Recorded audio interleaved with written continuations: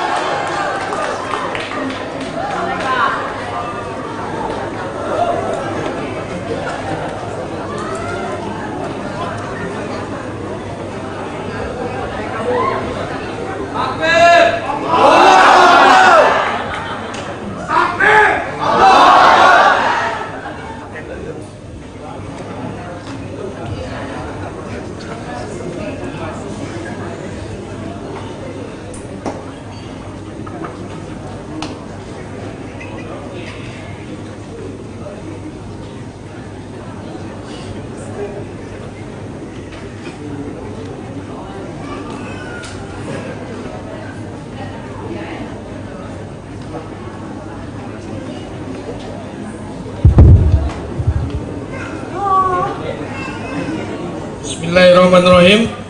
Robis lolisot sirli amri walul udatan bilisani walul udatan bilisani yafqahu qawli. Amin. Yang terhormat Rektor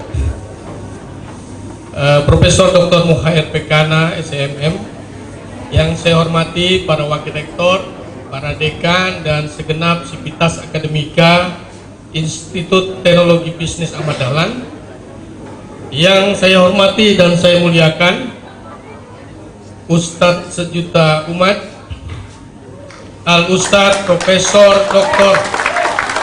Abdul Somad LC DISE PhD, yang saya hormati Profesor di atas Profesor Alam Semesta, yang pernah mengotori neuron di otak saya menjadi aktivis mahasiswa. Dialah Mr. Rocky Gerung.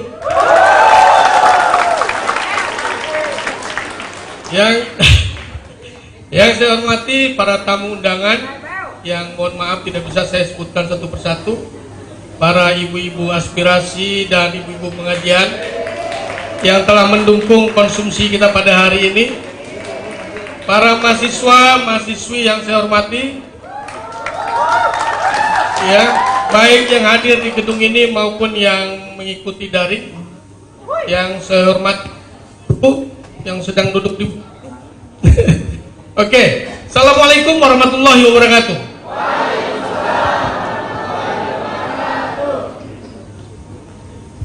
Ada dua peristiwa besar sejak diperingatinya 17 Agustus beberapa hari yang lalu.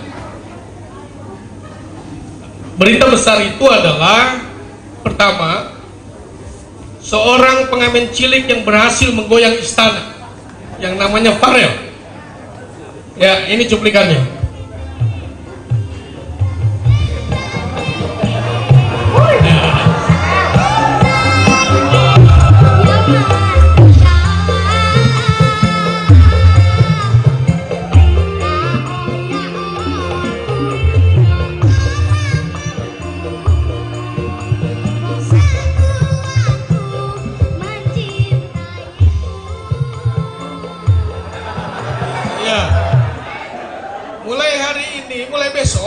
Mulai besok Anda tidak boleh lagi mengupload lagu tadi karena sudah dilindungi oleh HAM, sudah punya haki.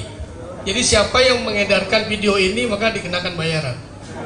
Ya, kalau Anda lihat joget-joget para menteri tadi, begitu bahagianya mereka sampai lupa bahwa utang negara 7.000 triliun belum selesai. Ya, oke. Ya, itu adalah peristiwa besar yang terjadi pertama kali. Peristiwa besar yang kedua adalah terjadi hari ini. adalah mempertemukan Profesor Akal Sehat. Mana dia Profesor Akal Sehat? Nah, ini dia. Kita mempertemukan Profesor Akal Sehat dengan Ustadz Akal Sehat di kampus yang masih punya pikiran sehat.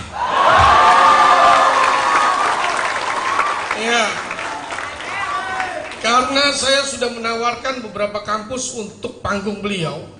Semua rektor mengatakan, waduh, ini soalnya kedua pembicara ini sensitif, katanya. Mereka menolak saya. Saya bilang, rupanya rektor-rektor itu berpikir kedua beliau-beliau ini seperti seafood. Kalau masuk ke dalam kampus, maka rektor dan para dosennya itu akan alergi gatal-gatal kalau kena mereka. Ya, tapi saya pikir mungkin mereka sedang belajar berdemokrasi. Tapi kita hari ini di kampus ini sudah menjalankan demokrasi.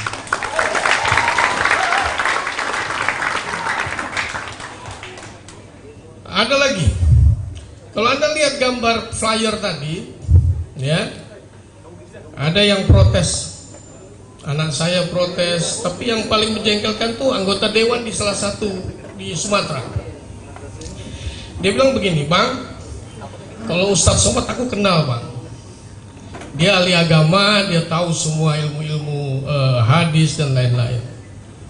Kalau Bang Rocky, saya tahu dia filsuf, dia ahli politikus juga, pengamat politik. Yang ujung sana profesor, saya tahu, Bang. Toganya aja kelihatan, pasti orang pintar ini. Tapi yang satu ini siapa ini, Bang, kata dia. Ini orang siapa yang namanya Diki Akbar ini, kata dia. Saya agak tersinggung juga, anggota dewan itu ngomong begitu ke saya.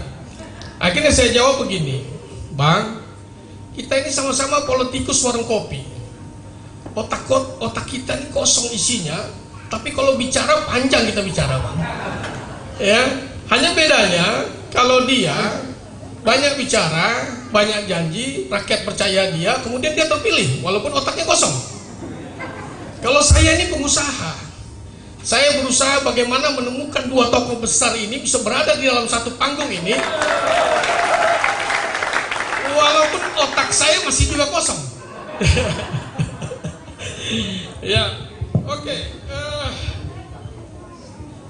Kita bicara sekarang tentang tema kita bahwa Islam adalah salah satu elemen kuat NKRI.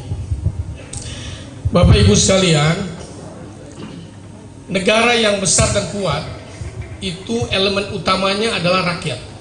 Ya, elemen utamanya adalah rakyat. Jadi kalau rakyatnya besar, rakyatnya kuat, maka negaranya otomatis kuat.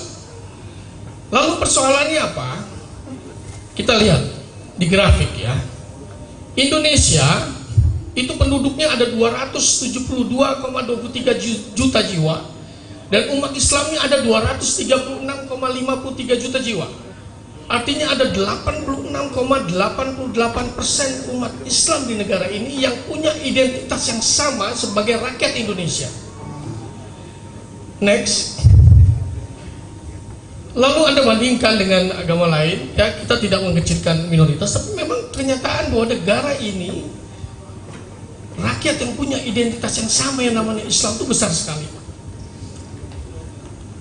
Lalu bandingkan lagi, dari Sabang sampai Merauke ada 34 provinsi. 30 provinsi itu semuanya mayoritas Muslim. Anda lihat, 30 provinsi itu semua di atas 50%. Hanya 4 provinsi yang di bawah 50%. Maka Anda bayangkan, kalau negara ini berpikir memperkuat ekonomi Islam, memperkuat kesejahteraan Islam, mencerdaskan umat Islam, ya, memperbaiki akhlak Islam seperti yang dilakukan Ustadz Somad kemana-mana, memperbaiki akhlak Islam, maka dengan sendirinya negara ini menjadi lebih kuat. Ya, jadi kuatnya Muslim, kuatnya Islam menguatkan bangsa. Jadi kalau kita membela Islam, kalau kita memperjuangkan Islam, itu bukan primordialisme, itu bukan berpikir sektoral, bukan radikalisme, itu adalah nasionalisme. Karena membela Islam, memperkuat Islam itu sama saja membela negara dan memperkuat nasionalisme. Ya, oke. Kemudian next, ada identitas yang sama juga selain itu ya, dan seluruh provinsi Jawa Barat, Jawa Tengah, Jawa Timur bersebaran umat Islam. Next, ada lagi identitas yang sama di negara ini selain Islam adalah Jawa. Jadi suku Jawa itu ada 95,2 juta, 40,22%. Ada suku Sunda, suku Batak, suku Sulawesi, suku Madura, suku Betawi. Suku Jawa itu ada 40,22%. Artinya, kalau budaya Jawa itu dipertahankan oleh negara, kemudian didukung oleh negara, maka itu juga ikut memperkuat bangsa. Ya, itu juga memperkuat nasionalisme karena 40,2% orang Jawa ada di sana. Bukan berarti kita mengabaikan suku-suku lain, ya. Oke, next. Oke. Lalu dengan kondisi tadi, ya, dengan statistik tadi, pertanyaan kita buat Profesor Rocky dan Profesor Ustadz Somad. Kenyataan menunjukkan bahwa Islam adalah elemen terkuat negara ini. Pertanyaannya, apakah pemerintah dan para politikus di dewan sana kira-kira kebijakannya sudah menyesuaikan dengan kondisi itu atau tidak? Atau mereka hanya cuma mendekati Islam ketika pemilu saja, Bang? Ya, saya kira Prof. Rocky silakan menyampaikan duluan.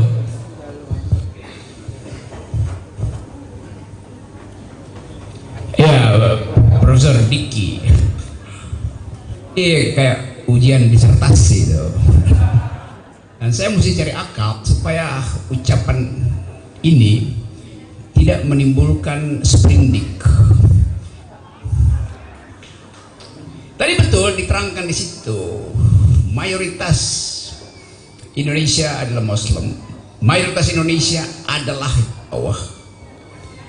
3 grafik yang menunjukkan bahwa bangsa ini diasuh secara teologis, diasuh secara etnis. Itu poinnya tuh.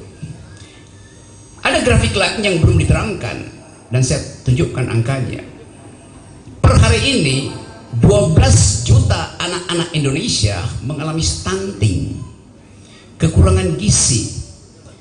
Anak yang dalam formative years-nya antara sebetulnya 5 sampai 11 tahun, kekurangan gizi hari ini itu 10 tahun lagi dia akan kekurangan otak, IQ-nya drop 20% itu. Itu fakta sosiologisnya. Anak yang lahir hari ini juga akan dibebani oleh utang Presiden Jokowi sebanyak 30 juta rupiah. Jadi ibu yang hari ini melahirkan, dia melahirkan seorang generasi, seorang bayi yang langsung menyandang beban sebagai pembayar utang itu. Itu bahayanya tuh. Jadi dalam keadaan semacam itu, kita dipalsukan dengan istilah-istilah jangan pakai politik identitas. Loh, Islam itu adalah identitas dari awal. Bahkan demokrasi kita diawali dengan prinsip bahwa ketuhanan yang Maha Esa dengan kewajiban menjalankan syariat Islam bagi pemeluk-pemeluknya. Itu Piagam Jakarta, hasil percakapan demokratis itu. Kan pada waktu itu dasar negara kita dipertengkarkan secara demokratis. Semua orang pemikir founding parents kita datang dengan pikiran, dengan referensi dan menemukan formulasi itu tuh. Bahwa kemudian bagian itu dihilangkan, itu juga hasil dari percakapan demokratis. Sehingga terjadi keseimbangan. Tetapi apa yang dihapus dari sila pertama Pancasila itu tidak mungkin dihapus dari memori kolektif bangsa ini. Itu fakta sejarahnya begitu. Jadi mengatakan bahwa politik identitas itu berbahaya bagi demokrasi, itu artinya mau menghapus jejak pikiran yang dibekalkan pada bangsa ini oleh pendiri kita. Saya lanjut sedikit bahwa saya ada di Forum Muhammadiyah hari ini, kampus yang pernah didirikan oleh Kiai Haji Ahmad Dahlan. Bayangkan misalnya bila Pak Kiai Haji Ahmad Dahlan pada waktu itu memilih untuk jadi caleg, sangat mungkin beliau itu pakai rompi orange hari ini. Seandainya beliau memilih jadi polisi, sangat mungkin hari ini dia ada di tahanan Brimob.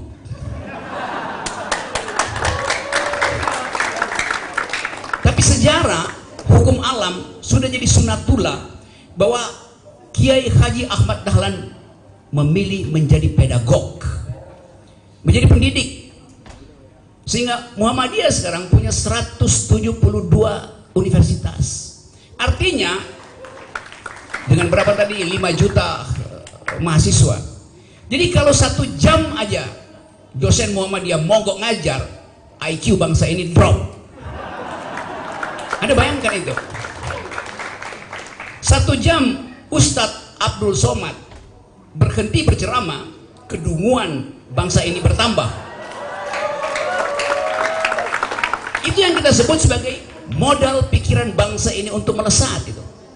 Jadi bagus betul tadi diterangkan bahwa ini kampus berbasis sosio-teknopreneur.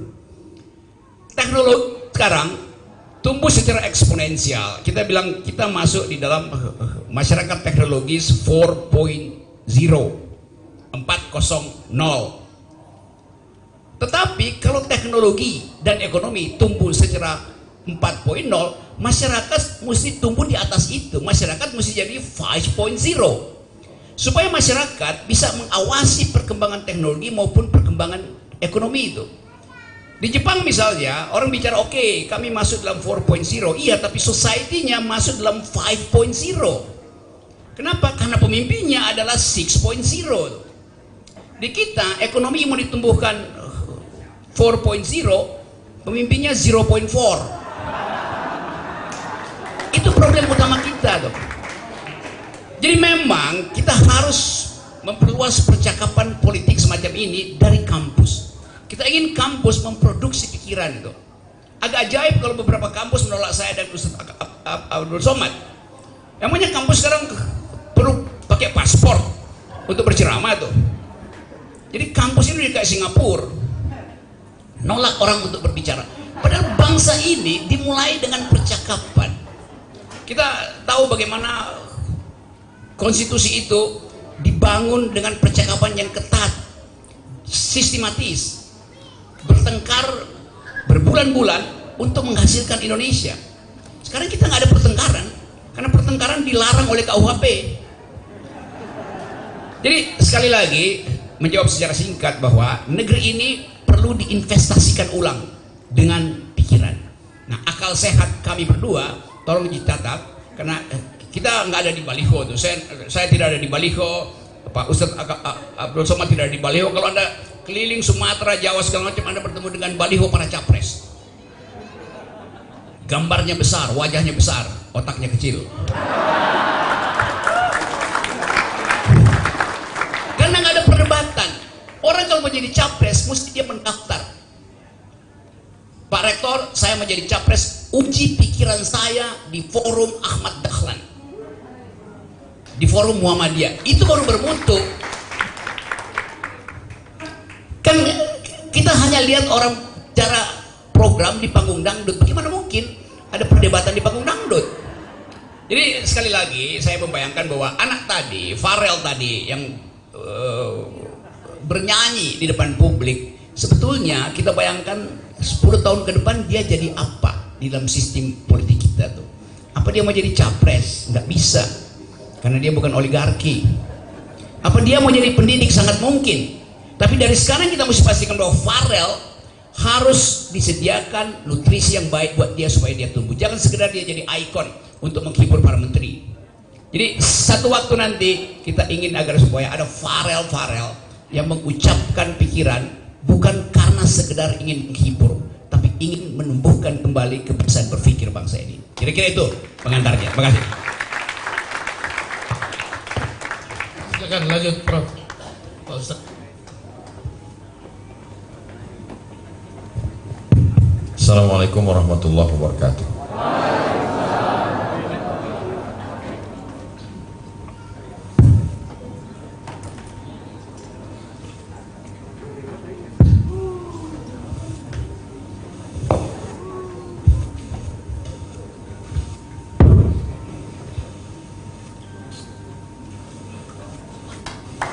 Alhamdulillah wassalatu wassalamu ala Rasulillah wa ala alihi wa sahbihi wa man tabi'ahu wa mawala. Saya pernah diangkat menjadi penasehat Lazismu, Lembaga Amil Zakat Infak dan Sedekah. Mu itu Muhammadiyah, khair itu baik. Jadi mu khair, orang Muhammadiyah yang baik. Itu maka beliau diangkat menjadi rektor. Dan syarat untuk menjadi baik itu dalam Islam sesuai dengan bidang saya, syarat menjadi baik itu dia mesti berakal. Karena kalau dia tidak berakal, maka dia tidak baik. Jadi ada orang-orang yang saya selalu ingat itu ucapan Bung Rocky, bahwa ada orang-orang yang ketika Tuhan membagikan akal dia nggak hadir. Jadi beliau keliling itu untuk membagi-bagi itu, pembagian ulang. Kemudian di sebelah kiri saya ada Bang Diki Ahmar. Ahmar itu artinya merah, walaupun bajunya jingga. Jadi kalau ada orang bertanya-tanya siapa dia, itu mungkin karena mereka mempertanyakan korelasi. Tapi nggak apa-apa juga, artinya mereka yang mempertanyakan itu masih menggunakan akalnya. Justru yang nggak nanya itu yang kita ragu. Makanya ada orang mengatakan kalau ada anak kecil nanya, ini siapa Ma? Ini siapa? Jangan marah, berarti anakmu sudah mulai berakal. Tapi kalau ada anak nyanyi terus, itu kita ragukan. Adapun orang yang di sebelah kanan saya ini, sehebat apa dia? Kalau ada orang yang bertanya, setangguh apa dia? Jadwal ceramah saya hari ini 4. Dari pagi, siang ini, sore, nanti malam. Dan yang diikuti oleh mertua saya, istri saya, ipar saya, cuman yang satu ini aja.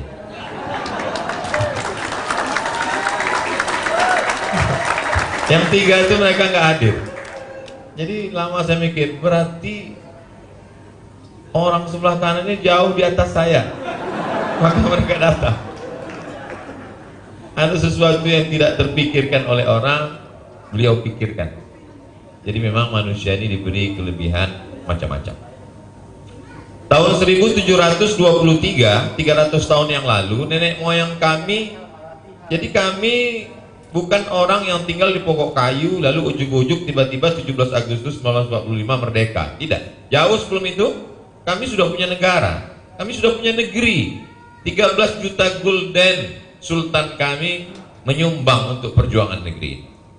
Tapi begitu Presiden Soekarno mendeklarasikan, Bung Hatta dan tokoh founding father negeri ini mendeklarasikan kita merdeka, maka semua pemimpin di Sumatera sebelum itu mereka ikut berjuang dan mereka ikut melepaskan kekuasaan mereka. Akhirnya mereka bergabung dengan Negara Kesatuan Republik Indonesia. Negeri kami disebut dengan negeri Melayu. Melayu identik dengan Islam. Kata orang Melayu, kalau dia tidak Islam maka hilang me-nya, tinggal layunya saja.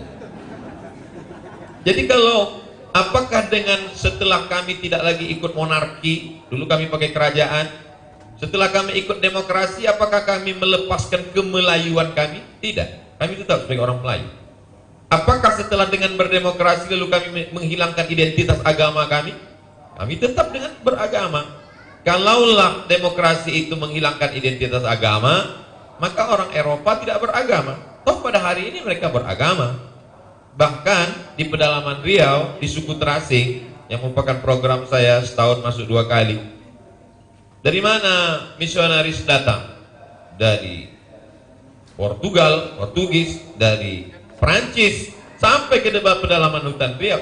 Mereka pakai demokrasi, tapi agama tidak hilang. Jadi kalau ada orang ingin menghilangkan identitas agama, maka sesungguhnya apa bedanya dengan Belanda dulu yang Snoek Horgrond menasehat. Sebagai seorang penasehat, beliau membuatkan satu penjara di Pulau Sabang yang sampai hari ini masih ada, khusus memenjarakan orang yang berjihad melawan Belanda. Jadi manusia yang baik, muslim yang baik waktu itu silakan sholat, silakan bersolawat, silakan maulid, tapi jangan lawan Belanda. Kalau melawan itu berarti gila. Orang gila dimasukkan ke dalam rumah sakit jiwa yang dibangun di Sabang untuk itu. Jadi definisi orang gila waktu itu adalah orang yang berpikir. Maka orang yang berpikir, orang berakal ini, maka dia mesti dipenjarakan. Tapi yang namanya penjara, dia tidak bisa memenjarakan akal. Dia hanya bisa memenjarakan fisik. Makanya Buya Hamka dipenjarakan, tapi akalnya tidak terpenjara. Akhirnya lahir tafsir Al-Azhar. Siapa saja yang ingin memenjarakan akal, sesungguhnya dia sudah membebaskan akal. Kenapa? Karena justru dengan fisik terpenjara itulah akal semakin melanglang buana. Jadi kalau hari ini ada orang dilarang untuk berbicara di kampus, padahal sebetulnya yang paling layak untuk melarang itu adalah kampus-kampus Muhammadiyah. Kenapa? Karena dengan berkelilingnya kami di dekat-dekat muktamar ini kan berpeluang untuk kami mencalonkan diri sebenarnya. Itu peluang begitu besar, begitu. Walaupun kami tidak ada baleho kami, kata Bang Rocky, baleho kami nggak ada. Tapi di hati mak-mak garis keras itu kami ada. Nah, oleh sebab itu bahwa dengan berdemokrasi sesungguhnya kita sedang dibebaskan untuk berpikir. Bertarung itu pertarungan argumentasi, pertarungan kata yang keluar dari pikiran. Maka dalam satu ungkapan dikatakan innal kalama la fil fuadi. Kata itu sebenarnya letaknya di dalam hati dan pikiran. Wa inna ma ju'ilal lisan, diciptakan lidah untuk mewakili apa yang ada dalam pikiran. Jadi kalau lidah tidak boleh berkata, tulisan juga tidak boleh, orang tidak berbicara, kita sudah mundur beratus tahun. 500 tahun Renaissance, masa pembebasan akal pikiran, orang sudah maju, kita masih memenjarakan itu. Dan kalau kita perhatikan, kemana arah demokrasi kita? Jadi kalau kita lihat hari ini dengan 20% PT, itu sebenarnya kita semi monarki lagi. Siapa yang bisa terjun ke sana? Tentu saja orang yang punya modal besar, yang punya partai besar, yang lolos 20%, yang punya serangan pajar isi amplop kain sarung dan sesuai dengan kebutuhan. Nah, jadi lagi-lagi sebenarnya bajunya demokrasi tapi isinya adalah monarki, orangnya itu juga. Jadi kalau kita katakan identitas Islam adalah akal. Ketika Allah Subhanahu wa taala bertanya dalam Al-Qur'an, dalam banyak pertanyaan, "Afala ta'qilun?" Kenapa kamu tidak gunakan akal? "Afala tatafakkarun?" Kenapa kamu tidak berpikir? "Afala tatazakkarun?" Kenapa kamu tidak ingat? Ingat salah satu kerja akal. Dan kita ingin disuruh melupakan sesuatu, kita dikeluarkan dari akal kita. Dalam Al-Quran ada satu ayat bercerita tentang neraka khusus. Neraka ini diciptakan Tuhan khusus untuk orang yang tidak pernah menggunakan akalnya. Lau kunna na'qilu, andai kami pernah menggunakan akal kami. Lau kunna nasma'u, andai kami mau mendengar. Au na'qilu, dan kami mau berpikir, makunna min ashabis sa'ir, kami pasti tidak akan masuk neraka sa'ir. Jadi kalau selama ini orang mengatakan dosa itu kalau mabuk, dosa itu kalau berzina, dosa itu kalau korupsi, tapi ada neraka khusus, dosa khusus, yaitu dosa orang yang tidak mau menggunakan akal, tidak berpikir. Tapi hari ini berpikir itu sesuatu yang eksklusif, sesuatu level tinggi. Jadi siapa yang berpikir hari ini bisa jadi dia akan ditangkap, siapa yang berpikir dia akan dicekal, siapa yang berpikir dia tidak boleh masuk kampus, siapa yang berpikir dia tidak dikasih masuk Singapura, siapa yang berpikir dan seterusnya. Tapi alhamdulillah masih ada kampus-kampus yang membuka pintu untuk orang berakal dan mau berpikir dan mau membicarakan apa yang dia pikirkan. Mungkin.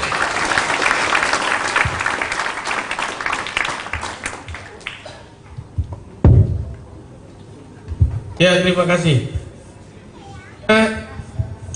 Identitas itu di dalam demokrasi,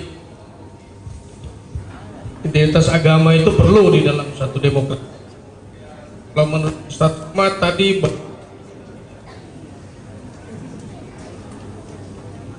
Kalau kita tidak mau menggunakan identitas agama, itu kita seperti kembali kepada zaman penjajahan. Ya, oke. Rocky dan faktor identitas Islam itu sekarang makin lama agak terpuruk karena bisa diperbaiki nggak ini baiknya?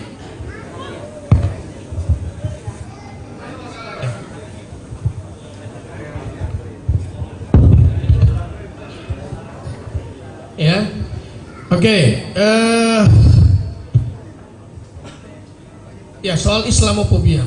Jadi sejak peristiwa bom Bali, beberapa negara sudah melakukan upaya mempresur negara untuk berhati-hati terhadap umat Islam.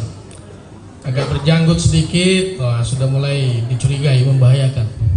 Ya, agak datang bergamis, sudah mulai dipikirkan hati-hati itu. Ya, RW sudah mulai mikir kalau ada kos-kosan isinya orang-orang berjanggut, sudah mulai hati-hati dia. Ya, Islamofobia terjadi ya, di negara kita yang sebetulnya sebagian besar Muslim. Akan tetapi kita lihat contohnya ya, tampilkan Bang Rocky di Ngeruki. Ya, Bang Rocky pernah ceramah di pesantren tempat markas terorisme yang disangkakan oleh negara. Ya, dia pernah ceramah di pesantren Ngeruki yang katanya di sini adalah markasnya terorisme. Nah, dari pengalaman ini Bang Rocky, apakah benar bahwa Islam itu perlu ditakuti sebagai biangnya terorisme? Kemudian kalau dari Ustadz Somad, apakah ada yang salah dari kita Ustadz, umat Islam ini, sehingga tindakan kita, perbuatan kita terkesan memang membahayakan buat umat-umat yang lain atau umat Islam lain yang lainnya?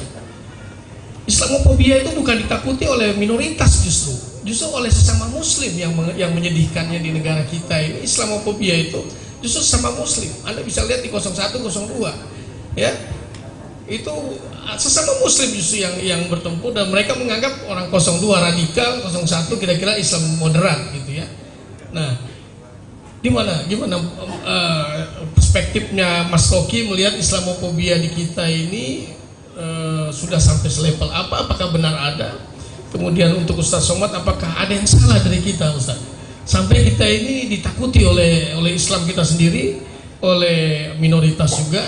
Kira-kira bagaimana? Silakan Bang Rocky. Oke, mestinya sekarang nggak kan yang kita sebut fobia itu ciptaan intelijen, karena itu disebut fobi itu. Secara faktual nggak ada fobia, tetapi agar supaya negara bisa mengatur alam pikiran publik, maka disodorkanlah satu kecemasan psikologis yang disebut fobia itu. Nah, dalam politik memang ada ketakutan bahwa negara ini akan diasuh kembali oleh nilai-nilai Islam. Yang nggak ada soal. Kan kalau saya bilang misalnya justice versi Islam lebih dekat dengan Pancasila daripada justice versi kapitalisme. Jelas. Sila kelima kita bilang keadilan sosial bagi seluruh rakyat Indonesia. Dalilnya ada di dalam teologi Muslim. Itu nggak bisa dibantah itu. Jadi kalau ada fobi terhadap politik identitas Muslim, itu artinya pemerintah ingin mengendalikan politik. Dalilnya itu aja tuh. Karena itu waktu saya datang ke Ngeruki 2019 itu, bahkan ditulis bersama Rocky di Ngeruki itu. Waktu saya masuk ke situ itu semua gang itu dipasang CCTV itu.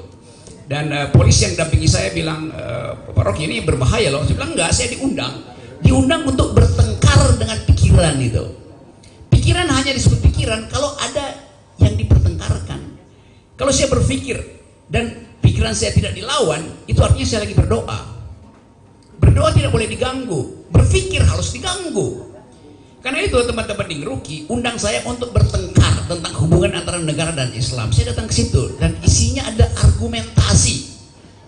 Pak Ustadz Abdul Somad tadi terangkan, pikiran hanya disebut pikiran kalau ada dalil yang diargumentasikan. Untuk apa? Untuk dibantah. Jadi bantah-membantah itu ada tradisi di dalam demokrasi. Tradisi di dalam kita memahami ketakwaan kita cara kita mengikuti satu ayat harus ada bantah-bantahan supaya bersih pikiran kita, tidak dihalangi oleh politik, tidak dihalangi oleh sentimen. Itu intinya. Nah, waktu saya masuk ke situ, polisi bilang ini sarang teroris. Saya bilang, kalau ini sarang teroris berarti ini juga sarang intel. Sama aja, logikanya begitu. Kalau satu kampung itu ada teroris, pasti satu kampung juga ada intel di situ. Ini rumah teroris, sampingnya pasti rumah intel. Teroris, intel, teroris. Jadi dengan mudah kita tahu bahwa ini wilayah yang dikondisikan untuk terus-menerus diucapkan sebagai sarang teroris. 17 Agustus sarang teroris itu berubah menjadi sarang pikiran. Karena bendera dinaikkan di situ, Ustadz Abu Bakar Basir ada di situ dan mengucapkan bahwa Pancasila dasarnya adalah tauhid. Benar salah? Ya benar. Lalu apalagi stigma yang akan diberikan pada Muslim kalau sarang terorisnya sendiri menaikkan bendera merah putih, sementara 2 kilo dari situ di Sriwedari bendera merah putih justru gagal dinaikkan. Kan kontrasnya begitu. Lalu kita bicara apa ini tanda-tanda alam? Sangat mungkin karena susah menerangkan maka alam kasih pertanda. Jadi yang mana yang NKRI gitu? Saya dengar tadi dengan bagus seluruh pidato presiden, seluruh keterangan para politisi tentang kemerdekaan itu akhirnya dibatalkan oleh keadaan ekonomi politik kita yang berantakan hari ini. Nah, untuk mengingatkan kembali apa yang namanya perjuangan, puisi dari emak-emak tadi itu sangat syahdu dan sangat membekas. Mengapa? Mungkin kalau saya membaca itu orang anggap ya itu dibaca secara intelektual, tapi karena yang mengucapkan adalah rahim kehidupan, maka kita tahu bahwa kalimat per kalimat yang diucapkan tadi bergantian oleh 3 bidadari itu menunjukkan bahwa itu diucapkan dari dalam nurani. Kan itu intinya. Dulu mama nggak berpolitik, tapi sejak 2019 mama aktif berpolitik karena mereka tahu bahwa kesejahteraan itu hanya bisa diucapkan kalau mulai dengan kalkulasi tentang ketidakadilan di dapur mama. Jadi pertumbuhan Indonesia akan ditentukan oleh kesehatan rahim mama itu. Tapi sekarang kesulitan ekonomi menyebabkan semua emak se-Indonesia itu khawatir dengan masa depan anaknya. Itu sebabnya nanti satu waktu mama akan dilarang bicara. Karena politik mama itu politik yang paling jujur. Dulu mama disebut, kalau mama ngomong dia nggak usah didengar dah. Dianggap mama itu the unspeakable, yang nggak mampu bicara. Sekarang dia the unstoppable, yang nggak mungkin lagi ditahan untuk tak tertahankan untuk bicara. Jadi sekali lagi balik pada soal tadi, negeri ini secara antropologi memang bertumpu pada identitas. Pak Jokowi kemarin pakai baju etnis, itu juga politik identitas. Pak Jokowi bercakap-cakap dengan lingkungan sekitarnya pakai bahasa Jawa tuh, walaupun dia presiden harusnya pakai bahasa Indonesia, itu politik identitas tuh.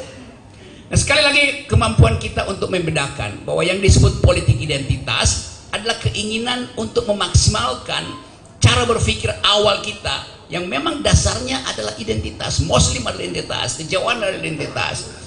Waktu bangsa ini didirikan, perdebatan bagaimana bentuk negara, ada yang ingin bikin negara Islam, ada yang ingin bikin negara liberal, bikin negara komunis, balik lagi pada kesultanan. Semua itu ada pertandingan identitas, tapi diasuh oleh pikiran. Karena itu persahabatan awal dari para pemikir bangsa ini harusnya kita teruskan sekarang. Yang sekarang nggak mungkin kita bersahabat, karena bersahabat di tingkat negara artinya bertukar pikiran. Nah, kalau saya bertukar pikiran, saya mau tanya, saya mau bertukar pikiran dengan siapa itu? Jadi sekali lagi fasilitas yang disediakan oleh demokrasi adalah pertengkaran pikiran secara argumentatif, bukan saling tembak menembak, apalagi menembak tembok gitu. Oke, baik, silakan Pak Ustadz. Kira-kira soal keumatan, apakah ada yang salah dari kita soal Islamofobia ini adanya datang dari kita sendiri? Silakan. Ada namanya aquaphobia, fobia takut. Aquaphobia, takut melihat air. Jadi orang barat itu memang bawaannya takut melulu. Jadi kalau dia duduk-duduk di tepi sungai, tepi laut, bawaannya takut. Kalau tiba-tiba muncul ini Godzilla dari dalam. Kalau dia lihat banyak mobil parkir, dia takut. Jangan-jangan ini mobil berubah jadi robot namanya Transformer. Kalau dia tengah malam lagi melihat bintang gemintang yang begitu indah, dia takut. Jangan-jangan turun alien dari atas. Jadi memang orang kalau otaknya memang ketakutan, itu memang apapun dia takut melulu. Seperti meniru bahasa Bang Rocky, bidadari tadi, mereka kan ngomong 3 kali tuh, itu kalau didengar oleh orang yang, tergantung siapa yang mendengar. Kalau didengar oleh orang yang ketakutan, itu bisa dia, ini jangan-jangan orang kerasukan setan, jangan-jangan orang kesambet. Tapi kalau didengar oleh orang yang sedang dalam masalah, yang pertama karena minyak goreng payah, yang kedua karena suaminya ngantri solar, yang ketiga beberapa hari lagi akan ada pengumuman naiknya BBM, kan nyambung. Itu menunjuk. Tapi setiap orang akan menerima objek sesuai dengan rasa ketakutan dalam dirinya. Bahwa ada oknum di dalam Islam ini, umatnya bukan ajarannya, bahwa ada oknumnya yang menebarkan ketakutan, itu terjadi dalam semua agama, dalam semua aliran. Ada ekstrem kanan, ada ekstrem kiri, ada yang moderat. Tapi sifat tingkah laku pelaku orang itu kan bukan ajarannya. Sama seperti orientalis, belajar Islam, baca buku, habis itu dia masuk Islam, selesai sholat di masjid, pulang sendalnya hilang. Apa kata dia? Alhamdulillah saya selama ini melihat Islam bukan lihat dari orangnya. Jadi ketika menilai satu ajaran dari beberapa person orang, yang orang itu pun mengalami kekeliruan cara berpikir, maka orang yang mengeneralisir itu lebih keliru lagi daripada orang yang keliru itu. Sumber kekeliruan adalah dari cara berpikir yang tidak sistematis, tidak benar. Kalau kita lihat ajaran Islam sendiri, bagaimana? Kata Nabi, satajiduna rijalan fis sawami. Nanti kamu akan pergi ke Mu'tah, kamu akan ketemu dengan pendeta-pendeta di gereja. La ta'ridu lahum, jangan ganggu pendeta. La taqtulu sabiyan murdi'a, jangan bunuh anak kecil yang sedang menyusui. Wala syaikhan faniya, jangan bunuh orang tua renta. La tahdimu buyutan, jangan hancurkan rumah. La taqiranna nakhlan, jangan cabut pohon kurma. La taqta'unna syajaratan, jangan potong pohon kayu. Wartawan tidak boleh dibunuh, para medis tidak boleh dibunuh. Itu kan setelah adanya aturan PBB, kesepakatan Jenewa. Toh Israel juga menghabisi kapal Marmara. Berapa wartawan, berapa para medis yang terbunuh? 14 abad yang lalu Nabi sudah mengajarkan aturan-aturan itu. Karena dulu kalau orang berperang, ratakan dengan tanah, cabut sumber makanannya, robohkan rumahnya, bunuh, dijadikan perbudakan. Ajaran Islam, kita tidak bisa membela ajaran kita ketika diserang orang kalau kita tidak mengerti, memahami. Saya yakin dan percaya Muhammadiyah salah satu agendanya dari sekolah-sekolahnya sampai 172 universitas itu tidak lain adalah untuk mencerdaskan umat ini bisa memahami ajaran agamanya dengan baik, sehingga dia dituduh, diserang, dia bisa membela. Kalau tidak, kita akan membela dengan kemarahan. Ketika kita marah saat diserang, agama kamu ini pembunuh, agama kamu ini jahat, agama kamu ini teroris, kamu ini radikal, kita balas dengan kemarahan. Kita hanya mengiyakan argumentasi mereka. Betul kan? Buktinya marah-marah. Kita membela dengan teks, dengan akal, dengan pikiran, dengan bahasa, dengan kesantunan, dan bahasa yang disebut akhlakul karimah. Demikian Bang Diki.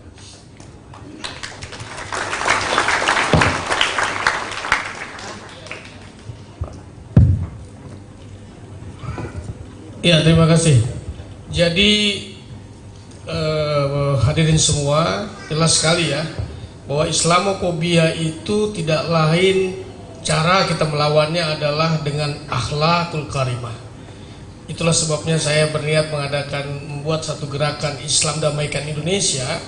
Itu adalah bagaimana menjadikan Islam itu adalah Islam yang akhlakul karimah, sehingga dia tidak perlu melakukan kebencian kepada orang-orang yang membenci kita.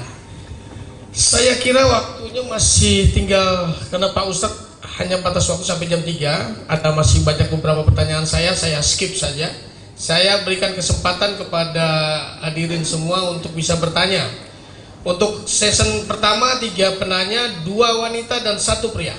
Silakan. 2 wanita 1 pria. Iya, afirmatif. Oke.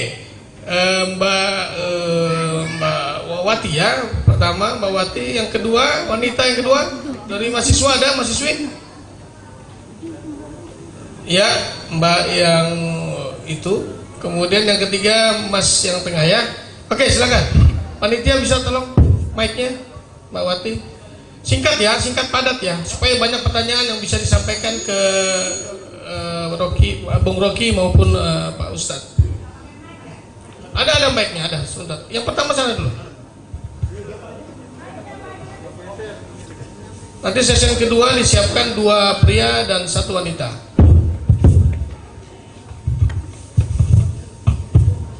Bismillahirrahmanirrahim. Assalamualaikum warahmatullahi wabarakatuh. Singkat Bu ya, singkat ya. Alhamdulillah bisa ketemu dengan. Halo. Assalamualaikum warahmatullahi wabarakatuh.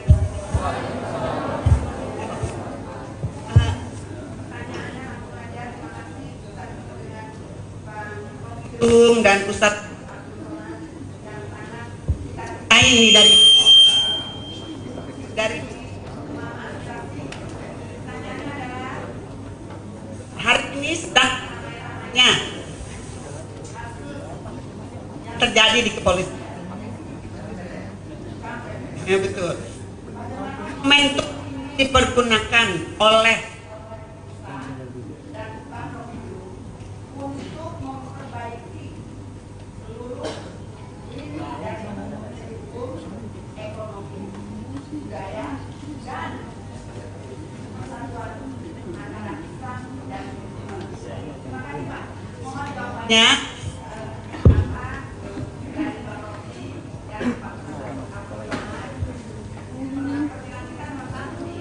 mudah-mudahan kepolisian bisa dibubarkan atau balik.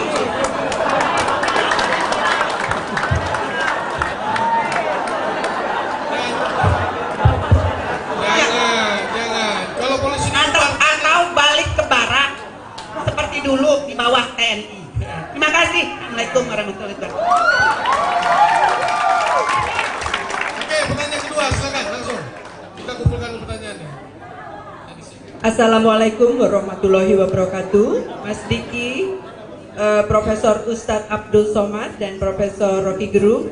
Kami ibu-ibu dari Aspirasi dan PSSI semua ngefans dengan tokoh di depan.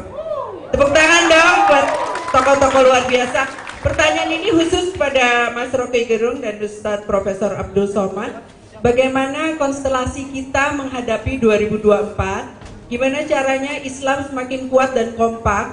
Karena yang 80% sekian itu sebenarnya nilainya tinggi sekali, tetapi selalu setiap kali kita maju terinjak. Kita berikhtiar terinjak. Kemudian kita ikhtiar apapun yang memintarkan kita, emak-emak dan anak-anak langsung ditiadakan. Sementara kita ingin 2024 adalah lompatan menuju perubahan demi kesejahteraan dan kemuliaan Islam. Demikian, terima kasih. Ya, terima kasih. Yang ketiga, ya, Mas. Silakan yang Mas.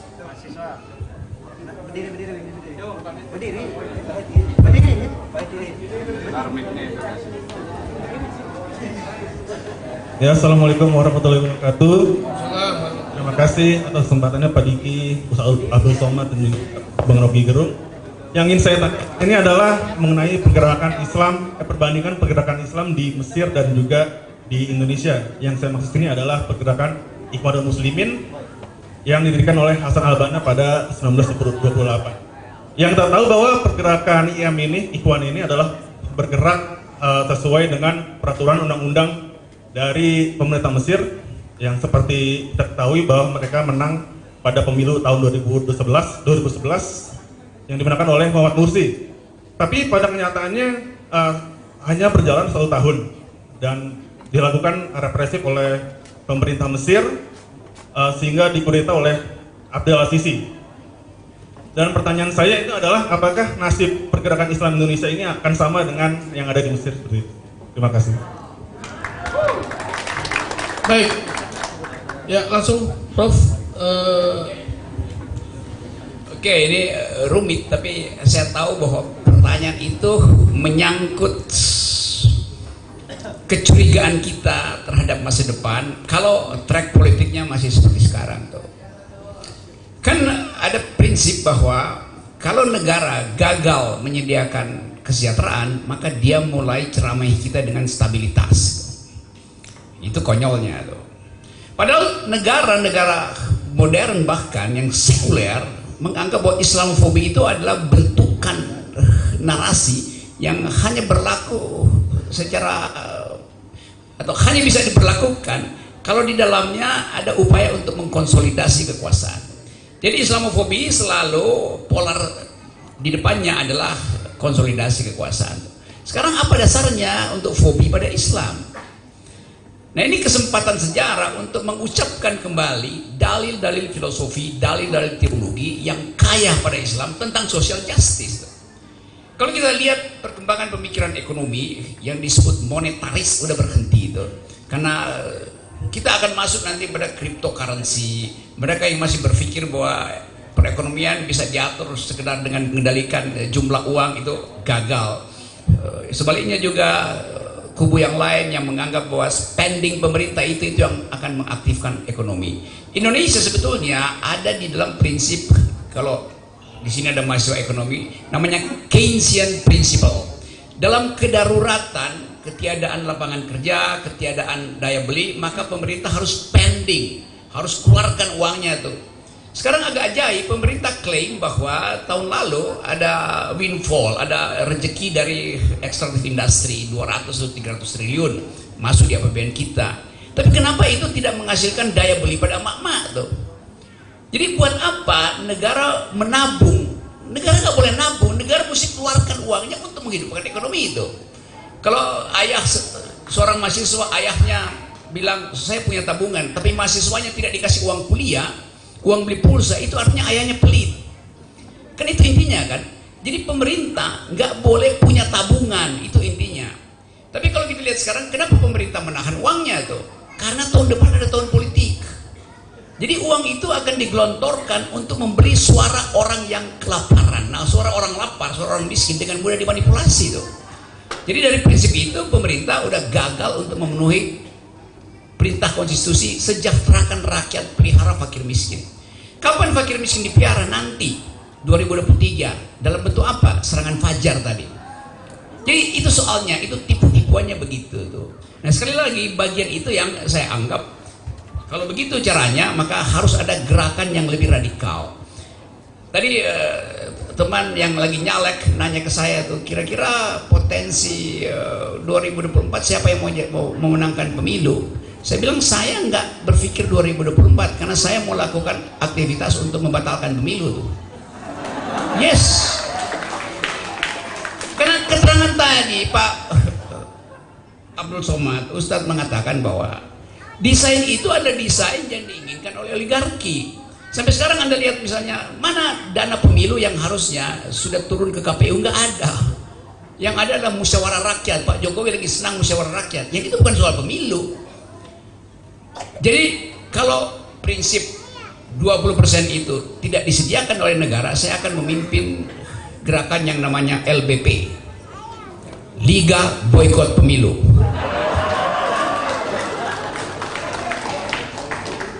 Kan kita sekarang lagi ditipu, diedarkan oleh lembaga survei, ini daftar para calon presiden. Siapa yang bikin daftar itu? Itu dibikin oleh lembaga survei, bukan Muhammadiyah yang riset. Jadi lembaga survei menerima order untuk pasang 7 pasangan itu. Lalu ditanya ke saya, Pak Rocky pilih siapa? Saya bilang, bukan siapa yang saya akan pilih, tapi siapa yang akan saya coret pertama dari daftar itu. Nah kalau semua sudah kita coret, gimana presiden dipilih? Ya di Muktamar Muhammadiyah. Jadi hak kita untuk memunculkan calon presiden, bukan lembaga survei. Nah karena itu teman-teman, soal ke depan kita akan bikin parameter yang harus terpilih sebagai presiden di luar sistem yang resmi. Dia bukan siapa yang elektabilitasnya paling tinggi, tapi siapa yang etikabilitasnya paling tinggi itu.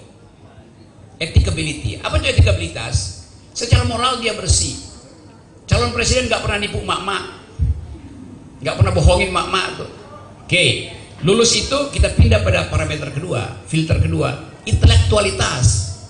Calon presiden nggak boleh nyontek kalau lagi kasih pidato.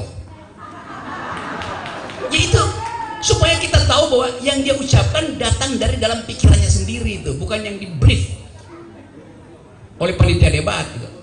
Baru masuk yang ketiga, yaitu elektabilitas.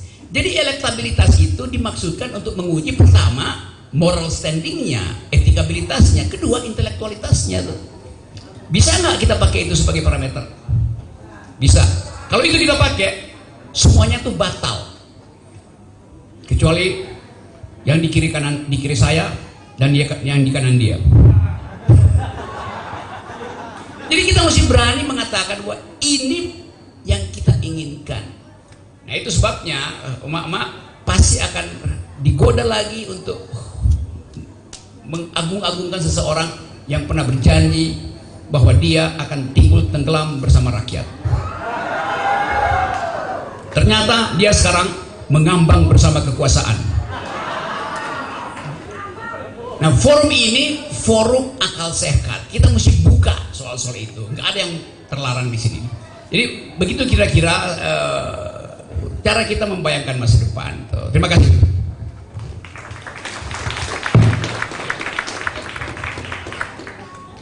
Ya. Jadi sebenarnya kalau ada orang yang memperhatikan ceramah, tausiah, khutbah saya dalam momen apapun, Maulid Nabi, Isra Mi'raj, Nuzul Quran, Tahun Baru Hijrah, peresmian pesantren, masjid, sebetulnya substansi isi di dalam itu tidak pernah keluar dari 3. Yang pertama, islahut tarbiyah, memperbaiki pendidikan. Bagi yang kaya punya tanah, wakaf, bangun pesantren, sekolah tahfiz Quran, Islamic boarding school. Karena yang hijau-hijau yang menjadi serangan ulat ini kita perbaiki melalui pendidikan yang baik. Yang kedua adalah islahul iktisad, perbaikan ekonomi. Maka selalu saya katakan gerakan belanja ke warung tetangga. Jangan belanja kita memperkaya orang kaya. Kita belanja untuk meningkatkan ekonomi umat. Selalu saya katakan itu. Yang ketiga adalah islahul siasah, perbaikan politik. Pilihlah orang yang baik. Jangan sampai rusak suara hanya karena serangan pajar 50.000, rusak 55 tahun ke depan. Dan gara-gara poin-poin inilah orang marah ke saya. Kalau seandainya saya hanya bicara, marilah kita sabar, apapun yang terjadi sabar, ini sudah takdir Tuhan. Minyak-minyak itu semua dari Tuhan, kalau dia hilang itu innalillahi wa inna ilaihi raji'un. Apapun yang hilang kita cukup berserah saja, banyak-banyak zikir. Orang mungkin gak marah dengan saya, justru senang. Kenapa? Karena saya melegitimasi dengan stempel agama. Tapi saya gak mau. Saya tidak mau membodohi umat ini. Dalam hati kecil saya berkata, ini pembodohan, ini bukan agama. Ini dikatakan Karl Marx, agama itu opium.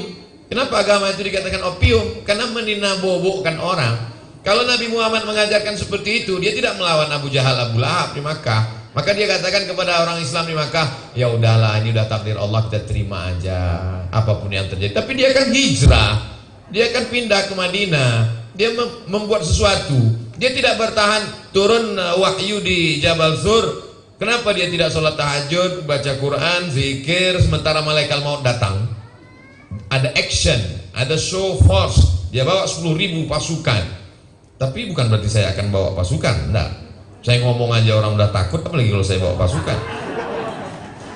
Saya Pergi ke Singapura bukan mau seminar, bukan mau ceramah, mau liburan bawa anak bayi. Orang takut. Tapi lama-lama saya mikir, Fir'aun itu kan takutnya sama bayi. Dia kan mimpi bahwa ada anak bayi Musa mencopot kekuasaannya. Lalu dia bangun, dia ceritakan kepada peramal-peramal, "Hai para peramal, dukun-dukun, aku tadi malam mimpi ada anak bayi yang mencopot.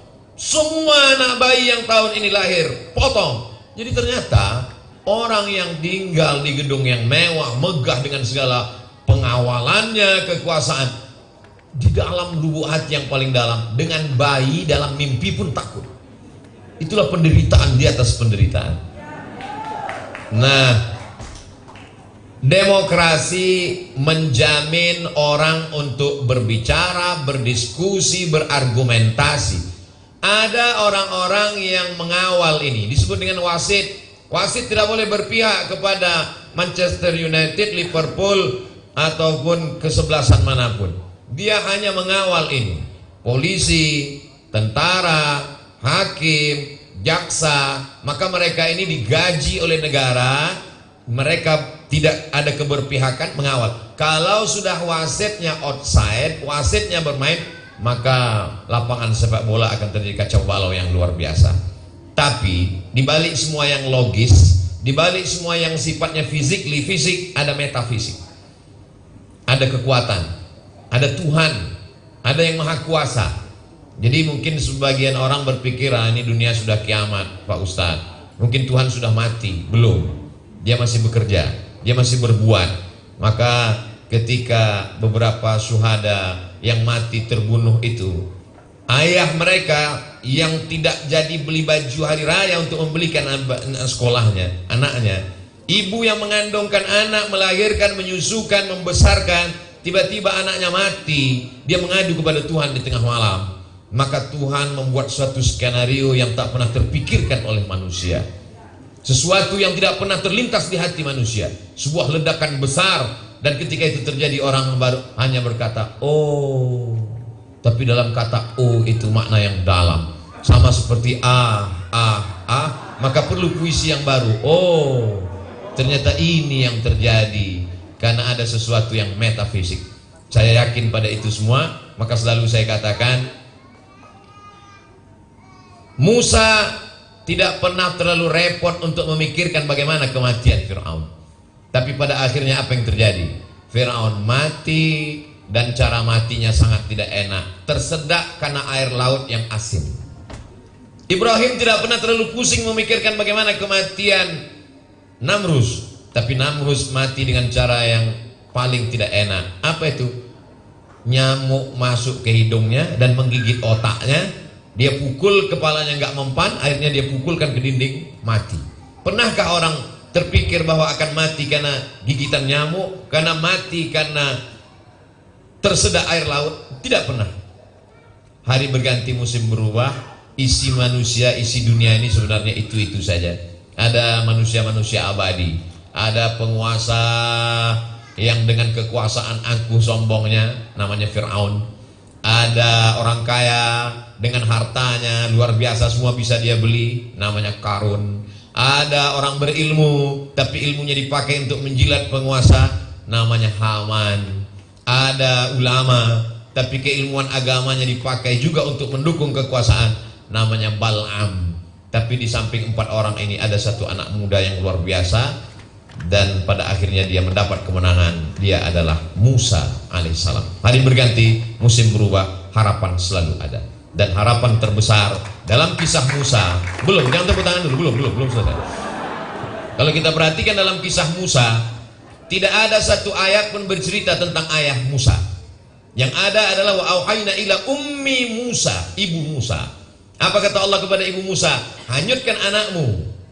Seandainya yang menghanyutkan itu ayahnya, orang berkata, iyalah, ayah kan gak mau tahu. Tapi ini ibunya yang mengandung, menyusukan, melahirkan, mengandung lagi, menyusukan lagi. Lalu kemudian dia hanyutkan anaknya.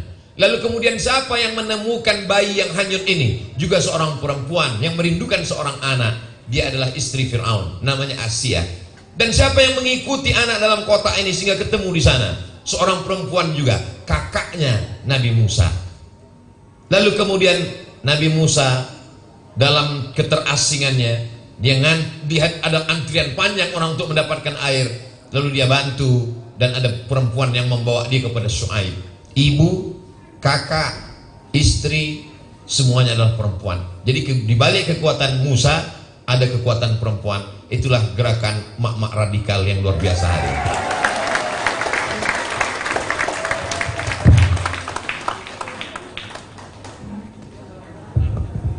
Ya, ada 3 pertanyaan terakhir. Ya, silakan, Mas. Apa lupa saya namanya? Fatur. Yang kedua, laki-laki lagi. Yang paling belakang. Ya, silakan berdiri, Mas. Ya, itu kamu. Yang ketiga, ya perempuan lagi satu. Yang baju merah ya. Oke, kasih dulu Mas Fatur. Ya, silakan.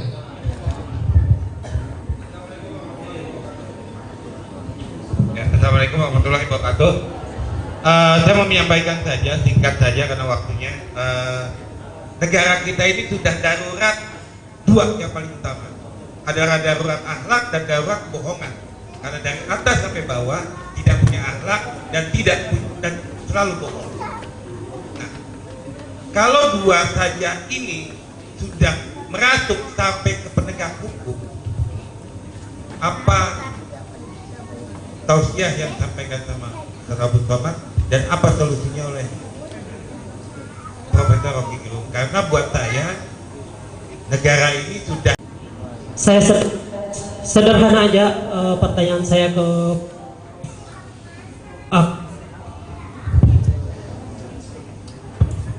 jadi tadi disampaikan oleh Mama, the power of Mama terkait kegalauannya. Jadi menganggap memang ada stigma negatif di publik terkait penegakan hukum kita, apalagi dipertontonkan hari ini seorang jenderal dan sebagainya. Seolah-olah saya ingin bertanya, ketika hukum yang seharusnya menjamin keamanan, keadilan dan kepastian hukum bagi masyarakat, ketika hukum itu tidak lagi menjamin keadilan itu dan keadilan sudah oposisi dari hukum itu sendiri, lalu bagaimana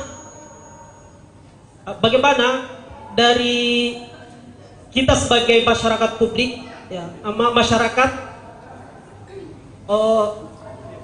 untuk membuka kepercayaan lagi gitu, karena refleksi dari kemerdekaan 77 tahun ini adalah kata kuncinya adalah persatuan. Ada persatuan antara pemerintah dan masyarakat, dan itu perlu dibangun. Dan untuk mengawal kemuliaan peradaban itu perlu adanya itu. Lalu gerakan apa yang kemudian kami lakukan untuk sebagai anak muda gitu, anak muda yang tentu punya harapan-harapan itu. Kepada Ustadz Abdul Somad, saya punya keinginan untuk bisa bersalaman, bisa tidaknya dijawab iya atau tidak. Terima kasih. Assalamualaikum warahmatullahi wabarakatuh. Lanjut yang ketiga dulu. Lanjut yang ketiga.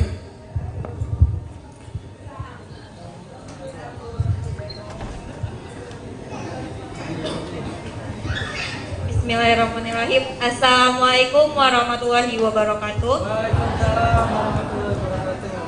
Sebelumnya terima kasih atas kesempatan yang sangat luar biasa ini. Perkenalkan, saya Samsiah Afifah dari Kader INF FEB ITB Ahmad Dahlan Jakarta.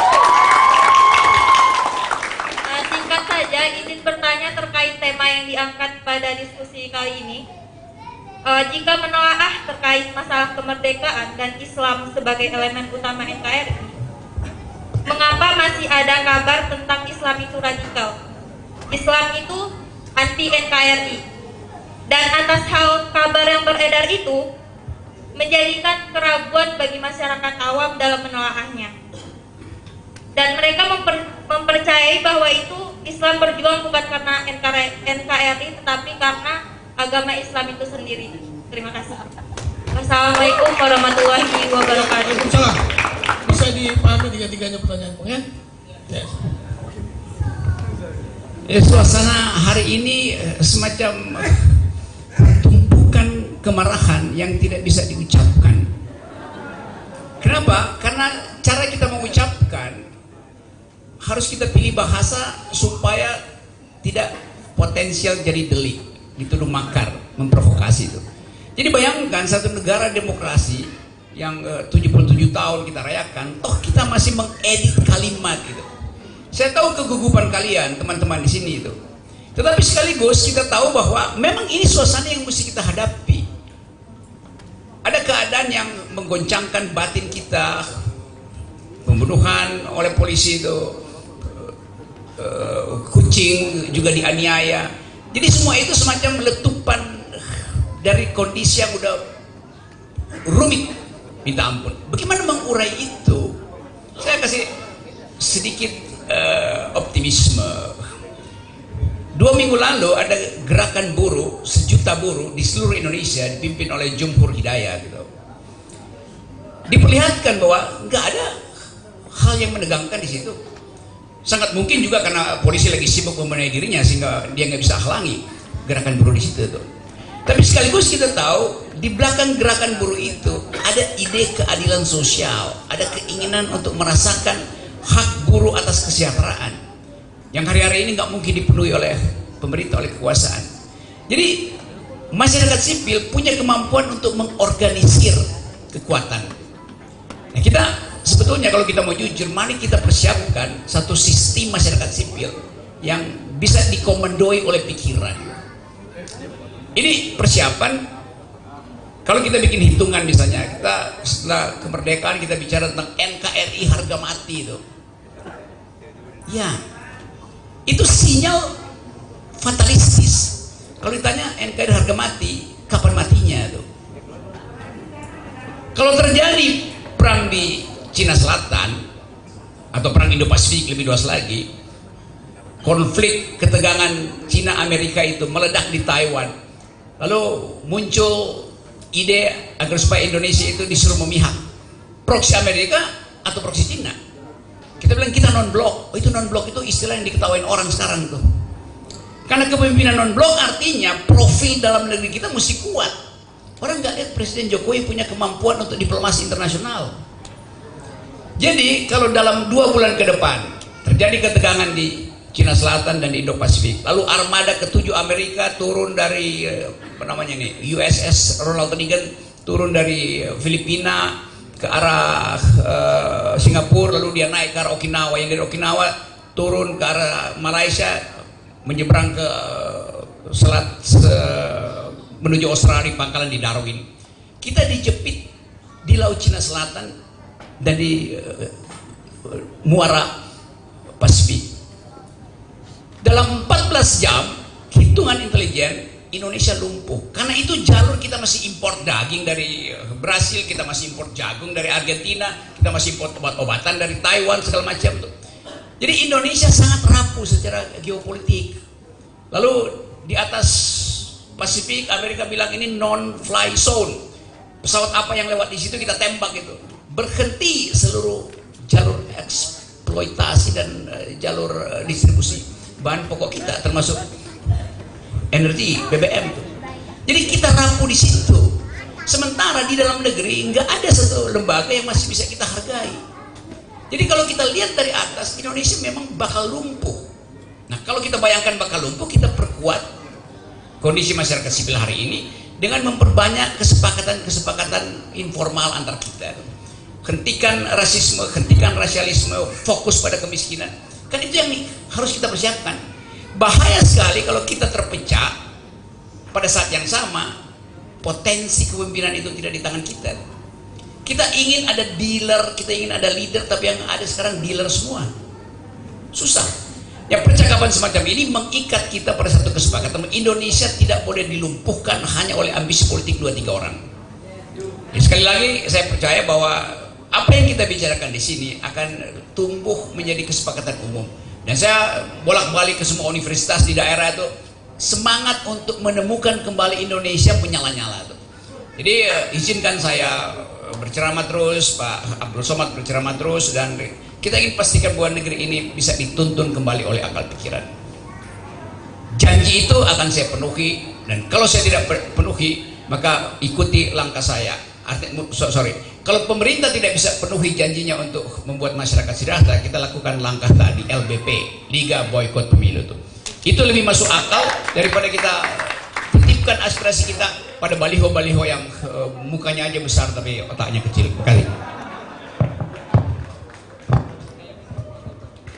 Tahun 80-an, emak-emak di gang rumah tempat saya tinggal itu habis sholat maghrib sangat antusias menghidupkan radio, menunggu babat tanah leluhur Arya Kamandanu, Mak Lampir. Lalu kemudian tahun 90-an mulai terjadi perubahan, mereka mulai mengikuti Sengsara Membawa Nikmat, lalu kemudian Siti Nurbaya. Dan sekarang 2020-an terjadi perubahan yang luar biasa, tidak sandiwara radio, bukan sinetron TV, tapi true story. Episode per episode dari Barada E, Barada F, Barada J, Barada K, Barada X, Barada Z yang tak pernah selesai.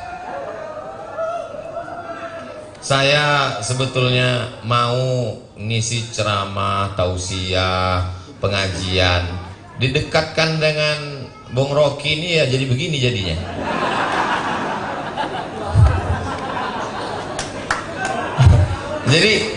Jadi saya ingin mengatakan bahwa ada episode kehidupan yang menjadi tontonan dan menjadi hiburan bagi orang yang sedang dalam kesulitan minyak goreng, kesulitan, ada seperti kepuasan, itu bisa kita baca di komen-komen itu.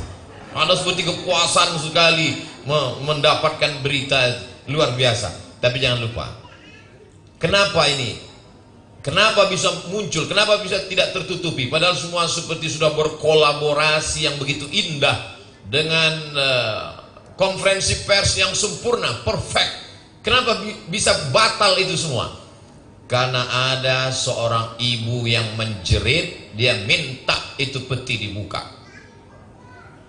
Amang, buka! Mahasiswa tidak berani. Jadi adik-adik mahasiswa, kalau kalian tidak punya kekuatan tenaga dan suara untuk berteriak seperti ibu dari Joshua Huta Barat, serahkan aja ini kepada mak-mak. Ada kekuatan ibu yang luar biasa. Hilang takutnya, hilang sakitnya. Kenapa? Karena dia yang membesarkan anak itu. As-sakitu anil haq. Dan beberapa hari setelah itu yang memposting itu siapa? Tantenya, bibinya, lagi-lagi perempuan. Ustaz mentang-mentang banyak ibu-ibu semangat lalu puji ibu-ibu. Saya bercerita fakta, data, dan saya sedikit terpengaruh dengan Bung Rocky tadi. Dalam salah satu kitab, Imam Nawawi mengutip pendapat Imam Abu Ali Ad-Daqqaq. Apa kata beliau? As-sakitu anil haq syaitan akhras. Diam melihat kebatilan, menginjak kebenaran, maka itu adalah setan bisu. Sudah setan bisu. Bagi siapa yang belum pernah ketemu setan, belum ketemu ke setan bisu, lihatlah orang diam. Diam. Lalu bagaimana sekarang standar kebenaran dengan tidak benar, betul dengan batil, batil dengan betul begitu tipis. Kalau dilakukan oleh orang terkenal, dilakukan oleh orang banyak, dilakukan oleh orang kaya, dilakukan oleh orang punya kekuasaan, dia betul. Kalau dilakukan oleh orang yang tidak punya apa-apa, dia batil. Saya khawatir karena kita diam, nanti orang menyangka yang betul itu batil, yang batil itu betul. Saking banyaknya orang batil merasa betul, lama-lama orang betul merasa batil. Salah seorang sahabat saya bekerja di rumah sakit jiwa. Lalu kemudian dia bercerita ada tamu, temannya datang. Datang ketika di depan pintu gerbang, di dekat security ada seorang pasien. Pasien itu bertanya ke tamu ini, "Bapak gila ya?" "Saya waras, kamu yang gila," dia bilang. Lalu kemudian dia pun masuk ke dalam, di tanah lapang ketemu dengan beberapa pasien. Masing-masing mereka nanya, "Bapak gila ya?" "Sudah lama masuk sini." "Saya waras, kalian yang gila." Gak berapa lama pas mau masuk pintu kantor pimpinan ketua kepala rumah sakit jiwa, tiba-tiba sekelompok pasien tepuk tangan. "Orang gila, orang gila." Oh. Lama-lama dia ragu, sebetulnya siapa yang gila? Kalau kalian diam dan buzzer tetap terus ngomong, satu orang gajinya paling rendah 3 juta dan dia satu komen 30.000 rupiah dan kalian tetap diam tidak menggunakan handphone itu, maka sesungguhnya dunia belum kiamat, tapi isinya sudah terjadi kiamat yang cukup lama. Dari mana kami bisa dapat kekuatan ini? Kami masih tetap berjalan. Habib Rizik Syihab masih tetap berjalan. Bung Rocky tetap berjalan. Abdul Somad tetap berjalan.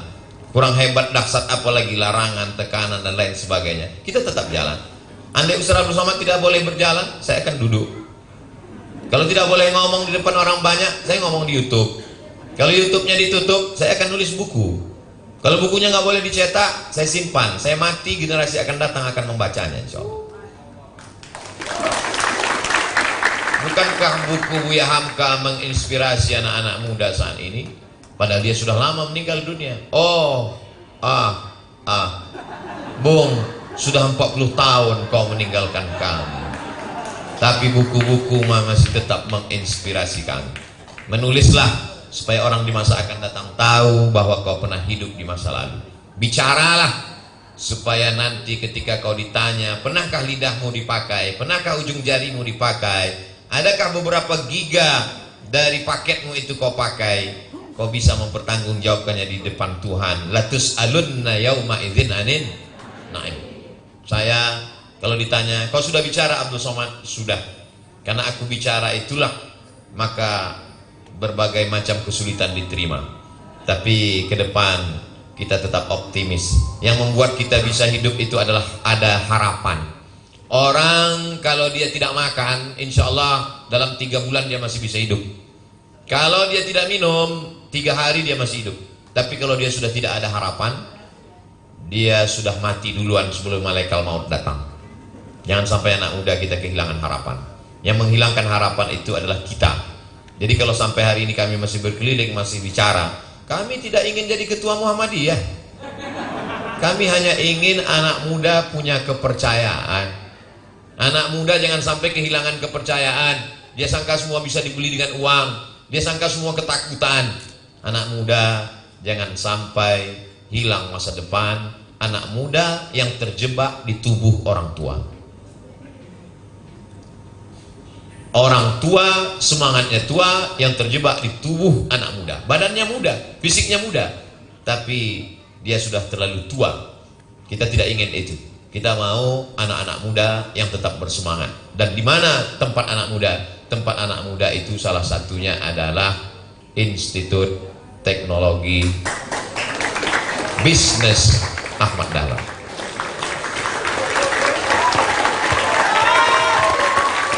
Baik, mari kita tepuk tangan meriah buat kedua profesor kita yang luar biasa. Ya, seperti saya katakan tadi, dari awal otak saya itu kosong, jadi saya membuat kesimpulan aja bingung dengan dua profesor ini. Tapi kurang lebih ada beberapa hal yang kira-kira menyangkut soal tema kita, bagaimana menguatkan Islam sebagai elemen politik, elemen yang kuat untuk negara. Kalimat yang menarik adalah mari kita sama-sama peduli untuk memperbaiki pendidikan umat Islam di sekitar kita. Ya. Yang kedua, mari kita perbaiki ekonomi umat Islam di sekitar kita. Beli tetangga, tidak beli di tempat mart gitu ya, tapi kita beli di warung tetangga. Yang ketiga, kita sama-sama perbaiki politik. Terima uang orang-orang yang melakukan money politik, tapi jangan pilih dia. Karena sudah pasti orang yang melakukan money politik pasti akan berbuat hal yang tidak benar ketika memimpin. Ya. Terakhir, Prof. Rocky, Prof. Ustadz, kami mohon kira-kira karena beruntung sekali ada perguruan tinggi yang masih mau menampung kita tampil di panggung ini. Kira-kira apa pendapat Bung Rocky dan Pak Ustadz tentang kampus ini? Yang pertama, yang kedua, Pak Ustadz, kurang afdol rasanya kalau kami tidak mendapatkan doa dari Pak Ustadz sebagai akhir daripada pertemuan kita kali ini. Ya, silakan.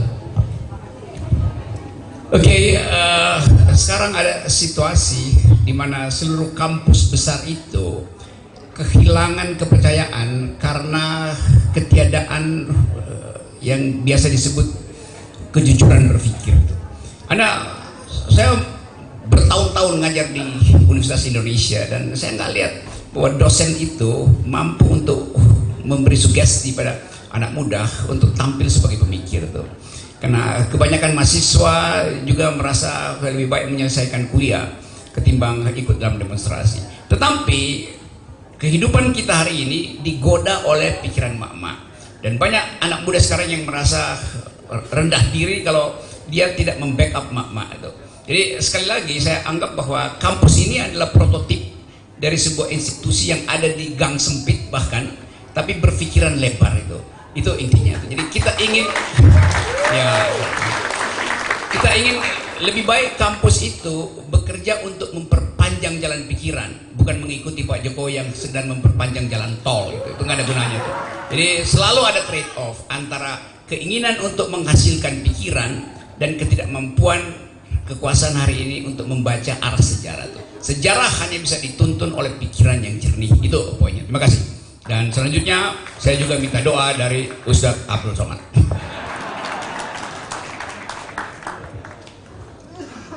Kalau ada mahasiswa berpikir nggak usahlah pokal-pokal, nggak usah ribut-ribut, yang penting nilai tinggi IP 4, selesai mata kuliah, KKN, habis itu kerja, setelah kerja punya rumah, punya mobil, nikah, punya anak, liburan.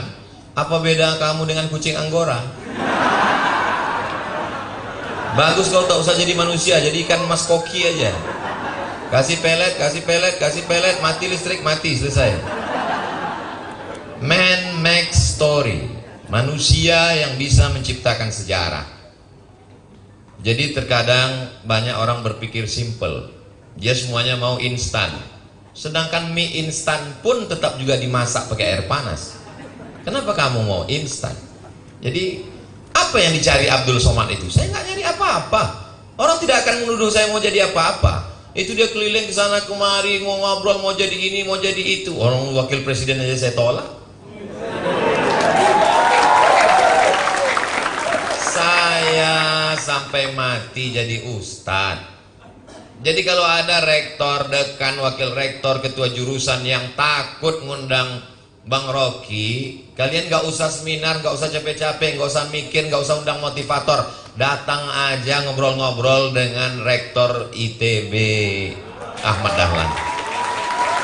Nanti insya Allah pulang dari ITB Ahmad Dahlan, kalian punya keberanian untuk ngundang kami berdua.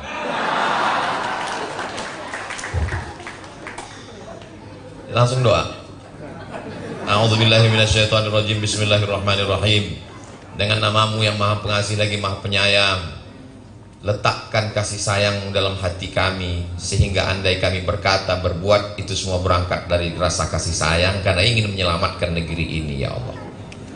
Engkau yang mengarahkan hati, Engkau yang membolak-balikkan hati. Kuatkan, kokohkan hati kami dalam kebenaran. Berikan kami semangat untuk memperjuangkannya, menebarkannya. Jadikan kami orang-orang yang mengikut jejak para pendiri bangsa ini, menjaga